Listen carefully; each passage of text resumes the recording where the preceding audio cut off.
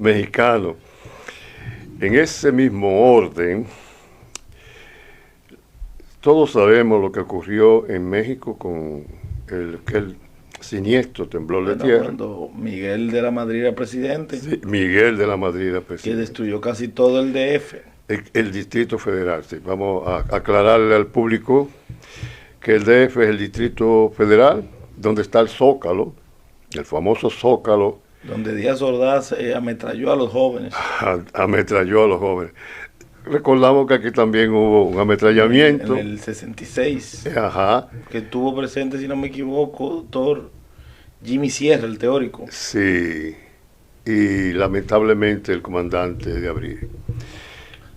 No, eso es la revolución. No estamos hablando de la calle Payá. Sí, yo hablo de cuando los jóvenes universitarios fueron en el 66. Amelia Ricard. En ese tiempo se pedía la salida de las tropas norteamericanas y un mayor presupuesto para la Universidad Autónoma de Santo Domingo.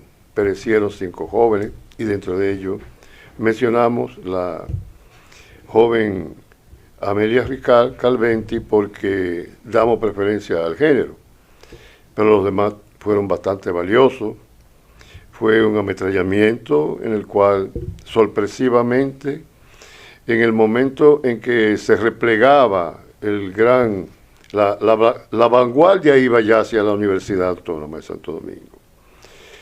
Y comenzó el tiroteo desde dentro, en la garita de la parte sudoccidental del Palacio Nacional, desde ahí, y fue famoso aquel cuadro donde un soldado apuntaba directamente a Amelia y ella caía inmediatamente. Los demás cayeron cuando retrocedía entonces y la retaguardia asumió entonces la vanguardia dirigiéndose como hacia el DNI, hacia el doctor Báez. Entonces ahí la puerta central y unos policías que estaban fuera ametrallaron misericordiamente a aquella masa de jóvenes. Perecieron 5. Que hay uno de esos jóvenes, bueno, en ese momento era joven, no es un señor mayor. Su nombre es Tony, no recuerdo el apellido, que quedó inválido por un tiro en la espalda. Sí, es cierto. Había un grupo ahí de los comandos Tony Barreiro que se sumaron como una forma de apoyo. Entonces el comando Tony Barreiro, el famoso comando Tony Barreiro, se sumó. Se dice que estaban armados y eso generó una sensación de amenaza en el militar. El militar está preparado, Jesús y amable público, para responder. O sea, el militar, sea Fuerza Aérea, Ejército Nacional, Tierra, y la Armada, que en ese tiempo se llamaba Marina de Guerra, que cuida precisamente las costas, las fronteras costeras de nuestro país. El propulsor histórico fue Buenaventura Báez, que llevó la guerra a Haití sacándola del territorio nacional. Correcto, así mismo. Entonces se dio esa situación que de repente se informó al cuadro militar que había un cuadro de comando. O sea, el consejo, como el Consejo de Seguridad. El Consejo de Seguridad. Entonces se habló que fue una medida desacertada de quienes autorizaron y permitieron que un comando tan estratégico como el Tony Barreiro participara. Pero ¿qué ocurre en defensa histórica del comando? Tony Barreiro fue también un joven universitario que lo que fue en los procesos de el movimiento renovador, que el movimiento renovador es fruto de la Revolución de Abril. La Universidad Autónoma de Santo Domingo, en ese tiempo era Universidad de Santo Domingo. Entonces estaba el caudillo, el generalísimo Trujillo, era casi el rector de la universidad, los bustos de él estaban allá, todo el mundo tenía que ir ensacado, uniformado. En cada hogar había un cuadro del jefe. En esta casa, Trujillo era el jefe. Pero refiriéndonos y circunscribiéndonos al proceso entonces histórico de la Revolución de Abril, se dan varios elementos importantes. Este es importante. Ahí se pedía entonces la salida de las tropas que estaban presentes y un aumento del presupuesto de la Universidad Autónoma de Santo Domingo. Tony Barreiro, como decíamos, entonces fue un aguerrido joven del 14 de junio. ¿En el 66 las tropas? No, este viene del 14. Ok.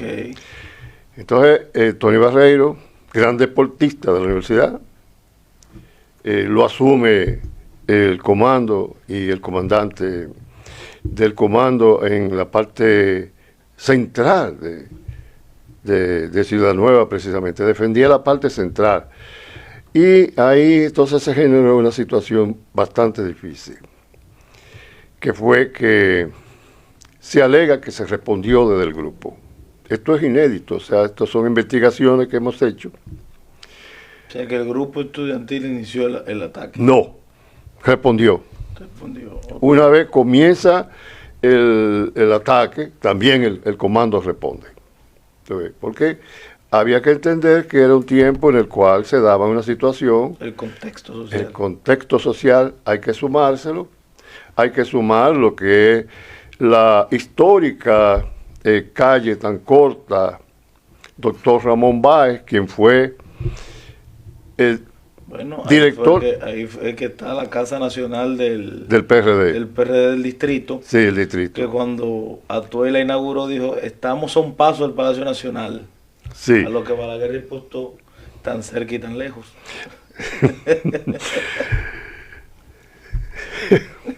Mi amigo, el gran politólogo, era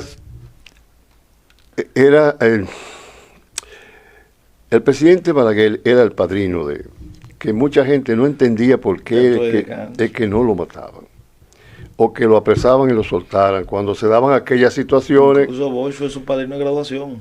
Exactamente. Entonces se daba esa situación en la cual recuerdo se daban esos procesos. Ya eso es más tardío. Esta parte ya pertenece a cuando nos dividimos en grupos, Atuey militaba en el FUS y ya esto era otro movimiento. Volvamos entonces a la calle Doctor Ramón Báez, director del Hospital Docente Padre Villini, alcalde de la ciudad, diputado, presidente de la República. Pero Ramón Báez fue alcalde cuando era como una posición de intendente del Cabildo. Exactamente. Incluso, curiosamente, el primer alcalde electo luego de Capitán Trujillo fue sometido a la justicia. Así es, por desfalco y esas cuestiones, porque Trujillo no, que eso no era más, el único que robaba era él. Amé Matío incluso fue intendente de la ciudad. Luis Amé Matío. Que fue de los complotados. De los dos últimos. De los dos que sobrevivieron. De los dos que sobrevivieron, Inbel Barrera y él. Luego estuvo con Lora Fernández, con Augusto Lora, el vicepresidente de Balaguer, que se dividió en el gobierno, correcto, que hizo el MIDA, Movimiento Antireeleccionista, sí, y Amé Matío hizo un partido que estaba aliado contra la elección de Balaguer. Sí, es correcto. Entonces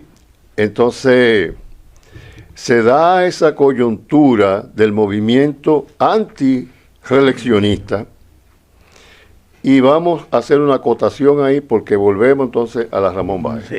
Entonces la Ramón Báez es histórica. ¿Y por qué es histórica, amable público? Porque por ahí subieron hacia el palacio en contradicción lógica y estratégica de militar hacia la toma del palacio. Y ahí se pudo ver en ese entonces el presidente Camaño de Unión, designado por el profesor Juan Bosch. Mucha gente no sabe. Sí, porque le tocaba a Molina Ureña, creo que era el nombre, pero él dijo que no, porque era presidente de la Cámara de Diputados. Eso se negó. Ahí hay un vacío histórico. Y luego le tocaba al otro comandante, Hernán, pero la hepatitis lo fulminó. Ahí Camaño se comunica y le dice a Juan Bosch, le estoy ordenando, le dice Juan Bosch a Camaño. Curiosamente, y lo cuenta en don Antonio lo cuenta, lo relata históricamente, José Báez Guerrero en su libro, sí. Antonio Guzmán, su vida, su gobierno, su suicidio, sí. que en el camión, en el barco donde estaban exiliando a Bosch, iba Inver Barrera y estaba presidente Camaño. Cuando Inver Barrera sube a tocarle el camarote al presidente Bosch, presidente, el almuerzo está servido, dice, yo no me siento en la mesa con un hijo de un asesino, que era refiriéndose a Camaño, hijo de Fausto Camaño. Sí. 4 estrellas. A lo que Camaño dice, yo agarro ese ovejo y lo tiro por la borda. ¿Quién diría? Esos son los vaivenes históricos de que 2 años después sería Camaño que lo estaría representando aquí para la vuelta a la constitucionalidad. Así es. Entonces, relacionando históricamente los hechos, volvemos al punto. Bueno, Molino Ureña llegó a asumir la presidencia. Lo que pasa es que la Marina en ese momento cañoneó la parte frontal y estremeció. ¿Qué fue que volaron los aviones del CEFA? Volaron los aviones del CEFA del oriente hacia occidente y ametrallaron también.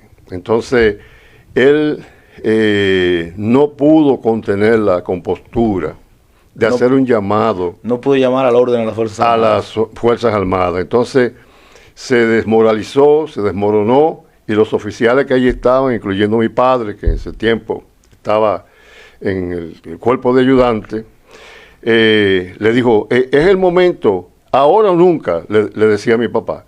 Entonces, él no entendió esa situación y se puso lívido, se desmayó prácticamente. Entonces los militares que estaban ahí no se atrevieron. Asumen el control. Y se suman entonces al proceso de constitucionalidad. Entonces estaba en el edificio Copelo, ahí comienzan a aglutinarse entonces y a organizar un gobierno. Sí, de ahí fue la sede de gobierno. La sede del gobierno. Entonces estaba Wessing desde el CEFA, Inver Barrera desde el Palacio Nacional. Así es. Y desde lo que es la Casa de Trujillo, hoy Museo del Hombre, estaban los comandos norteamericanos. Correcto. Entonces, hablaste de la posición, eso es lo que se llama posicionamiento estratégico. Entonces, desde el Copelo comenzó a discutirse cuál era el siguiente paso. El NAN ya con la hepatitis se internó, se hizo una reunión con el embajador Baldo Martin, el presidente Camaño en ese tiempo fue a esa reunión y cuando salió, y cuando salió de ahí dijo, con esta gente no se puede. Que ahí fue que encrispó a Lora Fernández y de ahí fueron al puente y se conectaron con los hombres rana de Monte Arache. Correcto, y son los hombres rana de Monte Arache y Ilio Capozzi, que en ese momento estaba vivo. Yo tengo un conocido que llegó a darle la mano a Ilio Capozzi, doctor.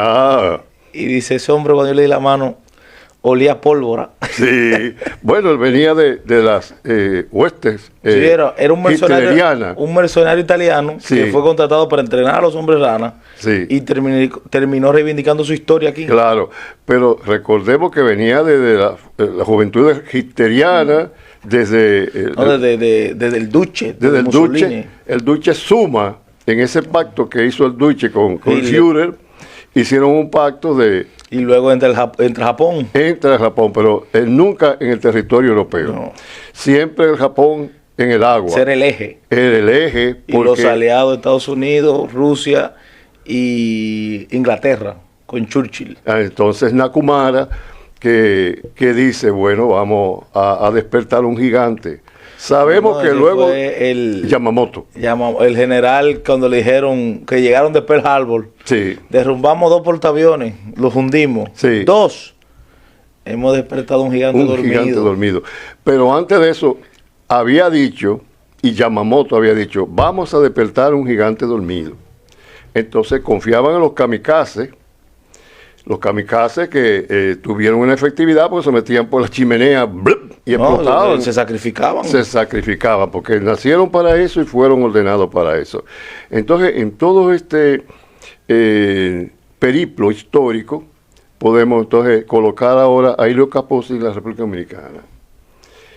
Y Ilio Capozzi entrena a los hombres rana en la base naval de Las Calderas. Es ahí donde los entrenan. Que no todo el mundo lograba llegar a ser un hombre rana. No, porque se evaluaba la condición física, mental, el carácter, o sea, la templanza frente a las situaciones de estrés.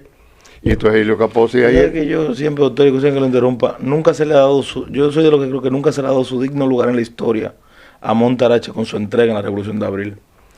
Bueno, es él el que tuerce el impacto del CEFA, porque generaron lo que fue la guerra de guerrilla, la guerra de comando. Porque en ese puente, si no llegaban los hombres rana y el pueblo se sumaba, que era lo que era impensable ver al pueblo con los militares, pero incluso con Camaño, que fue un caco blanco, y la matanza de Palmasola. La matanza de Palmasola, que fue una situación con el general Reyes, quien era el hombre que iba a ser secretario de las Fuerzas Armadas. El candidato de Juan Bosch de las Fuerzas Armadas, y perece en el proceso de los mellizos de Palmasola, y aquel cuestionable... Era lo de Papá Liborio. La Papá Liborio. Entonces se daba la situación de Liborio, que había coordinado un movimiento allí. Que era una secta. Una secta, pero había coordinado un movimiento libertario en el que pedían tierra a los terratenientes. Ese era uno de los reivindicaciones sociales. Reivindicaciones sociales y rurales.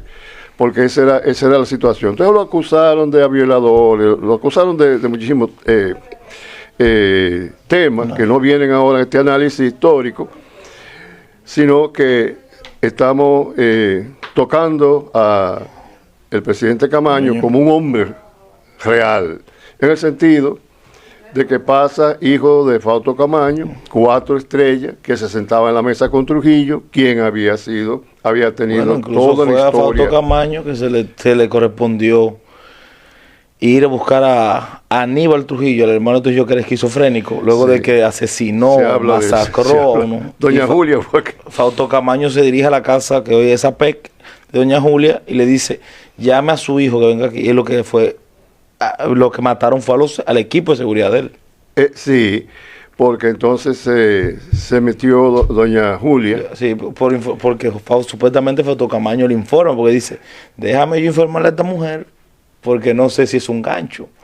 Porque Trujillo tenía la táctica. El doble juego, sí. Incluso dicen que a Anselmo Paulino, el ojito mágico, cuando escucha su destitución en la radio de su vehículo, por el robo del penacho, porque solo 3 personas usaban el uniforme generalísimo. Sí. Trujillo, Negro Trujillo y Anselmo Paulino. Anselmo Paulino. No sabía si era un gancho o si verdaderamente lo habían destituido y ordenado su apresamiento. Sí, porque recuerda que todo el mundo caía en desgracia muy fácilmente, según los vaivenes emocionales. Bueno, Logroño tiene la frase histórica cuando escucha su destitución, que le preguntan por la ventana de la oficina de la secretaría. Y Logroño, ¿qué pasó? Bueno, primera vez que se rompió la soga por el lado más gordo. Eso era un chistoso. Pero fíjate, entonces, enfatizando y concentrándonos en el proceso del presidente Camaño, se da todo ese periplo que viene desde la inestabilidad en el proceso militar, porque él pasa de la Armada, de la Marina, la Policía, y hace un periplo. El caco blanco. Y cae en los cacos blancos. Cae en el porque proceso. Él ingresó en la Marina primero. En la Marina, claro. No soportaba mucho tiempo la disciplina de la Armada, que es internacional. Es la misma en todas partes, porque la Armada... Casi todos los países latinoamericanos se entrenaron en Panamá. Es correcto. La Marina se entrenaba como un cuerpo represivo de último uso. Sí, y altamente estratégico, porque hay que tener mucha inteligencia para movilizar las unidades navales. Además, en ese tiempo nosotros teníamos lo que era una playa de admirantes sumamente capaces de viajar a Japón, viajar lejos, porque con la base estratégica y las formulaciones, porque para pertenecer a la Armada tú tienes que tener capacidad trigonométrica, saber triangular, saber las posiciones, y a veces inclusive ir hacia la parte de las estrellas, sencillamente cuando los instrumentos fallan, orientarte con los sextantes y saber llegar a un sitio preciso, no al azar. Con la brújula natural. La brújula natural, el firmamento. Entonces no puede tolerar la disciplina, era muy indisciplinado, bebía mucho, incluso no terminó el bachiller. No terminó. Fue un horror para Fausto en ese tiempo, que murió en tiempo de Balaguer suplicándole por la vida de su hijo. Poca gente sabe que él suplicó por la Pero vida. supuestamente en público, en medios de comunicación, él dijo que pase lo que tenga que pasar, pero que él no apoyaba a su hijo. Le intentó